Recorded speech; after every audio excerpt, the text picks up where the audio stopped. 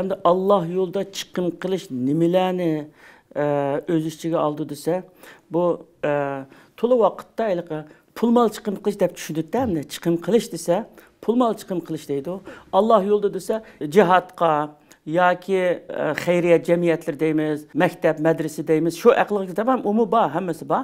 Lekin bu yerdagi chiqimdan maqsad hamda nayda cho'ng ma'nodagi chiqimda bu pul molni chiqim qilamiz, aqlimizni, ilmimizni, kuchimizni bizga berilgan Allah rizq qilib bergan narsaning hammadan chiqim qilish deganlik hamda bu Qur'on Karimning 5ida Allah Taala haqiqiy mu'minlarni, taqvodorlar bunda sifatlaydi. Alif lam mim zalikal kitab la rayba fi hudal lil muttaqin alladina yu'minuna bil g'aybi va yuqimuna as-salata va mimma razaqnahum yunfiqun deydi. Bu kitob buningda qilch shak yo'q. Bu kitob taqvodorlarga yetakchi shunama. O taqvodorlar qanday taqvodorlar desa, g'aybga ishindigan, olti iymonga ishindigan, Qur'on va hadisda iymon keltirishga buyurilgan masalalarning hammasiga ishindigan va namozni mukammal ado qilgan. Unga biz rizq qilib bergan narsalarni beradigan. Bunday bak ixcham cho'ng ma'noni ustiga olgan. Rizq qilib bergan narsalar dedi. Endi bu rizq degan nima deganda shu hozir biz dedik-ku, rizq degan insan manfaatlanadigan narsa. Har qanday manfaatlanadigan narsa. Endi islom islohida Alloh taolo ato qilgan ne'matning hammasi rizq. Masalan, iymon, hidoyat, pul, kuch-quvvat, ilm, yüz abroy, hammasi ne'mat sanalgan narsaning hammasi rizq. Shuning hammasidan Allah yo'liga ishlatgan deydi. Masalan, endi puli bor odam pul berib, ya zakat verib, sadaqa verib, yordam qilib Allah yo'lida ishlatib tushunama. İlmi adam ilmi bilan. Uningdan boshqa masalan puli bo'lmasimi, bunda yuzi va yo'li bor adam o'zi boy bo'lmasimi, boylar bilan kambag'alning orasida vasita bo'lib, ashunga yordam qilib. Man dalla ala khayrin kafa'ali deganga o'xshash. Ya'ni kimki bir yaxshi ishga boshlab qo'ysa, yaxshi ishga vasila bo'lsa, shu yaxshilikni qilganga o'xshashda, shumi, ya'ni shu nafaqa qilib yordam qilganlik bo'ladi endi bu.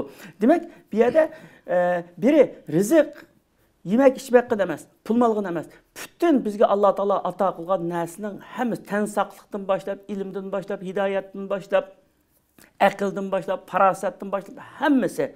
Onun için Allah yolda sarf qilish desa, biz şu Allah yoldaki cihat, Allah yoldaki mektep, medreseler umuba baş orunda turdu. Onundan başka ailemizge, özümüzden tuqqanlarga, özümüzden yakınlarımızga, ihtiyaç bar kişilerge, yani özünün yolda, yani israf ve nima qilmay ve israf ve buzub çaşmagan halatta chiqim qilishning o'zi yani şu nafaqa qilganlik savobda endi. Yani bir oyatda ya ayyuhallazina amanu anfiqu mimma razaqnakum deb buyuruydi.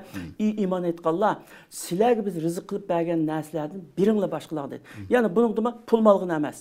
Ilm, hikmat, yo'l ko'rsatish, yordam qilish, pul mol hamma narsani o'z ichiga oldi endi. Uningdan keyin buning mukofoti nima desa, buning mukofoti Allah Taala bir oyatda va ma anfaqtum min shay'in fa huwa yukhlifuhu va huwa khayrur raziqin deydi. Sizlar qanday bir narsani chiqim qilsanglar Allah yo'lda, Allah Taala uning o'rnini to'ldirib turdi. Allah rizq beruvchilarning eng yaxshisi deydi. Endi ma dunyoda to'ldirib turdi. Amaliyotda bu barakat bilan to'ldirib turdi. Buning jiq misollari bor. Endi bu yerda mushu dunyoda ashuni barakat bilan usudi deganligi to'g'risida Allah Taala nurg'un va'dalar bor. Masalan, al-hasanat bi ashri amsalha. Qur'onda bir qancha oyat bor. Buni hayotimizda nurg'un üzümüzü his qila olamiz ve nurg'un qissalar bor masalan. Men mana shu Saudiya Arabistonda chaqda bir nimada o'qigandim. Bir ayol nimaga gazetga maqola yozib bertgan ayol ekan.